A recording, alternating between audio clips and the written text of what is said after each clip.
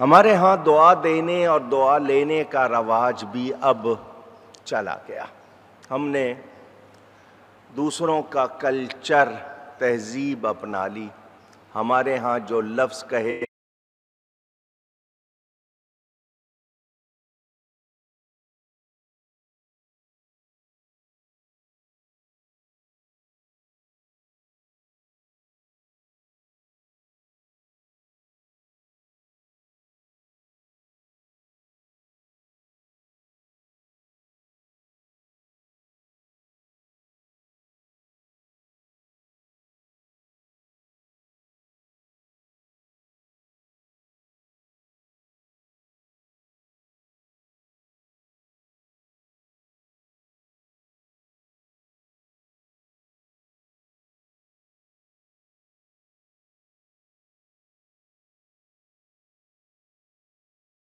دیون سرائکی والے دوسرے اس طرح کی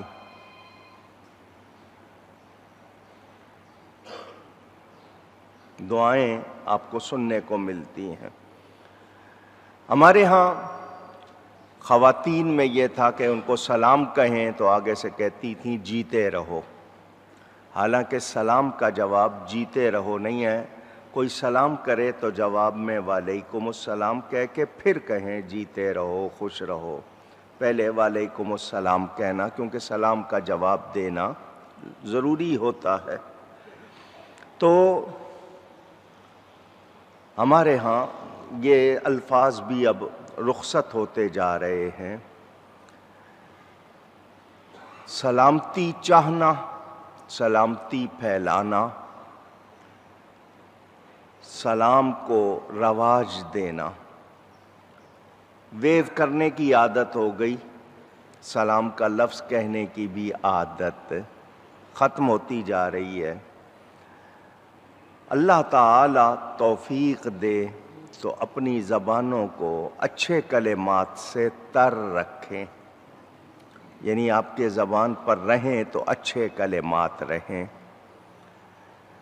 آفات سے بچنے کے لیے، کیونکہ میں دوسرے کی بھلائی چاہوں گا، میری اپنی بھلائی ہوگی. وہ سب کا بھلا، سب کی خیر، کل کا بھلا، کل کی خیر، اب یہ لفظ بہت کم سننے کو ملتے ہیں. کوئی بات ہو بھی جائے تو بس اللہ مجھے معاف کرے اور دوسروں کو اللہ یوں کر دے، وہاں کر دے. چھوٹی چھوٹی باتوں پر ہم یہ جملے کہہ جاتے ہیں.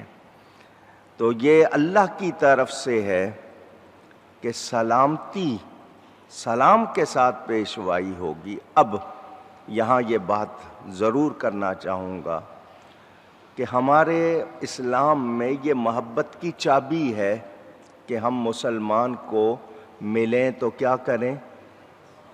اونچی کہیے سلام. گھر جائیں تو گھر والوں کو، لیکن ہمارے ہاں رواج نہیں ہے. جھجک ہے، کوئی انا آڑے آئی ہوئی ہے، کوئی تکبر کا کوئی احساس ہے، اللہ جانے کیا. ہم نے یہ چیزیں نکال دی. حالانکہ یہ محبت کی چابی، میں اس پہ سلامتی بھیجوں، وہ مجھ پہ بھیجے، جھگڑا کہاں ہوگا؟ مسلمان کو سلام کرے، اس پر اس کو ثواب بھی ملتا ہے. صرف یہی نہیں ہے کہ آپ اس کی بھلائی چاہ رہے ہیں، سلامتی چاہ رہے ہیں، آپ کو سلام کہنے پر ثواب بھی ملتا ہے. اور جو سلام میں پہل کرے وہ ثواب بھی زیادہ پاتا ہے. جواب دینے پر بھی آپ کو ثواب ملتا ہے. مسلمان سے مصافحہ کرے محبت کے ساتھ، ہاتھ ملا کر دونوں ہاتھ چھوڑتے ہیں، دونوں کے گناہ معاف ہوتے ہیں. مگر ہم نے یہ باتیں چھوڑ دی ہیں، ہمارے ہاں سے یہ نکلتی جا رہی ہیں. ملائکہ کرام یعنی فرشتے ان کے پاس آ کر کیا کہیں گے؟ السلام علیکم. یعنی ان پہ سلامتی بھیجیں گے، سلام بھیجیں گے، استقبال ہوگا. اور درازی عمر اور خیر و برکت کی دعا یہاں بھی فرشتے کرتے ہیں، وہاں بھی ان کو سلام اور دعا ملے گی. کن کو؟ جنہوں نے صبر کیا، نیکیاں کیں، دنیا سے ایمان کے ساتھ گئے، جنت میں درجہ بھی اعلیٰ ملے گا اور ان پر سلام بھیجا جائے گا۔ میں اس حوالے سے یہ کہوں گا، کچھ لوگ کہتے ہیں جی سکون نہیں ہے۔ سکون کے معنی ہے ٹھہری ہوئی بات، ٹھہری ہوئی حالت۔ حرکت کے مقابلے میں سکون کہا جاتا ہے۔ ساکن کا لفظ بھی آپ اعراب میں پڑھتے ہیں، یعنی ٹھہرنا۔ سکون کے معنی ٹھہری ہوئی حالت ہوتی ہے۔ علامہ اقبال نے بھی کہا نا، ثبات ایک تغیر کو ہے زمانے میں، سکون محال ہے قدرت کے کارخانے میں۔ کیا مطلب؟ یہاں ہر لمحے آپ کو کوئی نہ کوئی نئی چیزیں، تبدیلیاں ملتی رہیں گی، یہاں ایک جیسی حالت نہیں۔ تو یہ سکون اگر ملے گا تو جنت میں ملے گا۔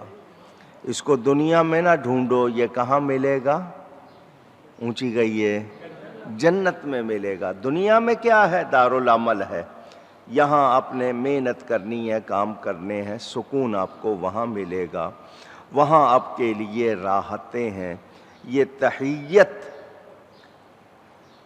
ایک ہوتی ہے، آپ کے ہاں کسی کے ہاں جائیں تو وہ آپ کے لیے بچھ جائے، آپ کے لیے اس کے پاس خوشی ہو اور پذیرائی ہو، اس کو تحیت کہتے ہیں، اور ساتھ میں سلام ہوگا۔ تو ہم اگر واقعی آفتوں سے بچنا چاہتے ہیں، ہم واقعی چاہتے ہیں کہ دنیا میں بھی ہمارے لیے خیر ہو، تو ہم اللہ کی رضا پر راضی رہیں، تکلیفوں پر صبر کریں اور اللہ کی بارگاہ میں روئیں گڑ گڑائیں۔ دنیا کے لیے رونے سے کچھ ملتا نہیں۔ جو اللہ کے لیے روتا ہے، اللہ کے خوف سے روتا ہے، اللہ کی محبت میں روتا ہے، اس کو بہت انعام ملتا ہے۔ دنیا کے لیے رو لیتے ہیں، اللہ کے لیے نہیں روتے، اس کی وجہ سے آپ دیکھ لیں۔ تو جو صبر کرے گا اس کو جنت کا اعلیٰ درجہ ملے گا، اور اس کی کیسے ہوگی پیشوائی، کیسے استقبال ہوگا؟ سلام کے ساتھ اور پذیرائی ہوگی۔ اس حوالے سے یہ بھی ہے کہ نفس کے لیے، اپنے آپ کے لیے، اپنی خوشی کے لیے، اپنے جوائے، میں خوش رہوں، مجھے آسانی ہو، ہم بہت کچھ خرچ کر لیتے ہیں۔ تو اللہ کی راہ میں خرچ کرنے سے جو خوشی ملتی ہے وہ اور ہے۔ آپ کو جائز خرچ اپنے اوپر منع نہیں ہے، نہیں کہ وہ صرف ڈاکٹر ہے، وہ انسانی طور پر بھی اچھے اخلاق سے پیش آتا، میٹھی بات کرتا، یعنی واقعی ڈیوٹی دیتا تھا، صرف وقت گزارنے یا تنخواہ کے لیے نہیں آتا تھا، وہ مریضوں کی دیکھ بھال بھی پوری توجہ سے کرتا تھا۔ آج کل کے ڈاکٹر تو زیادہ تر ڈاکو بن گئے، ان کا کام تو صرف لوٹنا رہ گیا۔ ہسپتال جو ہیں وہ پیسے بنانے کی مشین بنے ہوئے، الا ماشاء اللہ۔ جو حال ہے ہمارے ہاں وہ کسی سے چھپا ہوا نہیں ہے۔ دنیا میں یہ پیسے جمع کر کے ان کو نہیں معلوم کہ آگے جب حساب دینا ہوگا تو پھر کتنی مشکل ہوگی۔ اللہ کی بارگاہ میں تو سب نے جانا ہے، وہ سب کے حال جانتا ہے۔ یہ جس طرح ناجائز لیتے ہیں اور کرتے ہیں وہ ان کو معلوم ہونا چاہیے۔ تو وہ ڈاکٹر تھا، اپنے طور پر پوری توجہ سے خدمت کرتا تھا۔ مریض کے پاس ہسپتال کے خرچ کے پورے پیسے نہیں تھے، اس کو ہسپتال والوں نے کہا اتنے پیسے جمع کراؤ ورنہ بستر خالی کرو۔ وہ نہیں تھے، انہوں نے تیاری کر لی کہ بھئی اب ہم گھر جائیں گے، ہمارے پاس اور مزید پیسے نہیں ہیں۔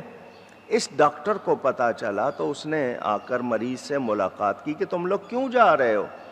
انہوں نے کہا جی بس ہم جا رہے ہیں۔ انہوں نے یہ نہیں بتایا کہ ہمارے پاس پیسے نہیں ہیں، انہوں نے یہ بھی نہیں اس سے کہا کہ کوئی ہمیں شکایت، انہوں نے کہا بس ہم جا رہے ہیں۔ اس نے جا کر عملے سے پوچھا کہ یہ لوگ کیوں جا رہے ہیں؟ انہوں نے کہا ہم نے ان سے کہا تھا اتنے پیسے جمع کراؤ، انہوں نے کہا نہیں کرا سکتے۔ تو ہم نے ان کو کہہ دیا بستر خالی کرو، وہ جا رہے ہیں۔ اس نے کہا اس شخص کو علاج کی ضرورت ہے، یہ اگر چلا گیا تو اس کا علاج رک جائے گا، جتنا میں نے محنت کی ہے وہ ساری ضائع جائے گی۔ اس کی جیب میں پیسے تھے، اس نے حج کے لیے پیسے رکھے ہوئے تھے، ڈاکٹر نے جمع کیے ہوئے تھے تھوڑے تھوڑے کر کے۔ اس نے کہا ان کو بستر خالی کرنے کا مت کہو، ان کو رہنے دو، مجھے اللہ پھر حج کرا دے گا، میں وہ سارے پیسے اس کو دے دیتا ہوں۔ انسانی ہمدردی ایثار سے اس نے کام لیا کہ یہ بڑا حج ہے میرے لیے، میں پھر کر لوں گا۔ وہ پیسے اس نے جمع کرا دیے اور اس مریض سے کہا کہ تمہیں کہیں نہیں جانا، تم یہیں رہو، تمہارا پورا علاج ہوگا۔ اب قطرہ قطرہ کر کے جمع کیا ہو جس نے، اس کو پتہ ہوتا ہے شوق کا۔ یہ گھر آ گیا یہ سوچ کر ڈاکٹر کہ اللہ چاہے گا تو مجھے بھی کبھی نہ کبھی موقع ملے گا۔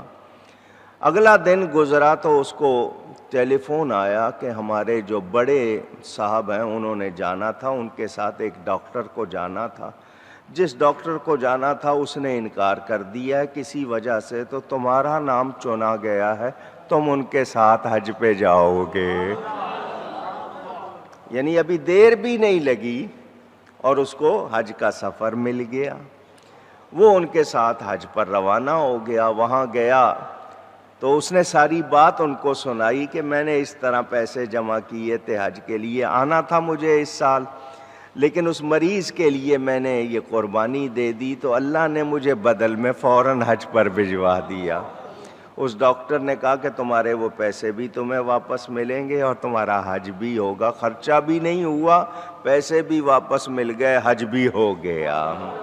تو یہ میں نے کیوں بتائی بات آپ کو کہ یہ ہمارے ہاں ایسے لوگ بھی ہیں اور کچھ ایسے بھی ہوں گے جو میں ان کی مثال دیتے ہوئے خود شرم محسوس کروں، وہ آپ کو کوشش کریں گے کاٹنے کی کہ ان کی نیکی بھی نہ ہو اور خود بھی نہیں، جس کو کہتے ہیں نہ کھیلنا ہے نہ کھیلنے دینا ہے، وہ بھی ہوں گے، اور وہ بھی ہوں گے جو آپ کے راستے سے رکاوٹیں دور کرتے ہوں گے۔ تو انسان کو ذرا اپنے حال پر نظر رکھنی چاہیے۔ یہ مریض آئے کسی کے پاس کچھ اور آئے تو اس کو اللہ نے آپ کے پاس بھیجا ہے، تو آپ شکر کریں کہ میں مانگنے والا نہیں ہوں، مجھے اللہ نے یہ شان دی ہے۔ اگر ہم کسی کے صحیح طرح کام آ سکتے ہیں، ہمیں اس پہ اعتراض نہیں ہونا چاہیے اور خوش دلی سے کرنا چاہیے، اس کا ہمیں فائدہ ہوتا ہے۔ تکلیف آ جائے تو فوراً شکایت کی بجائے یہ سوچو مجھے بتاؤ، چلے میں اس بات کو سب کو رکھ کو ایک طرف کرتا ہوں،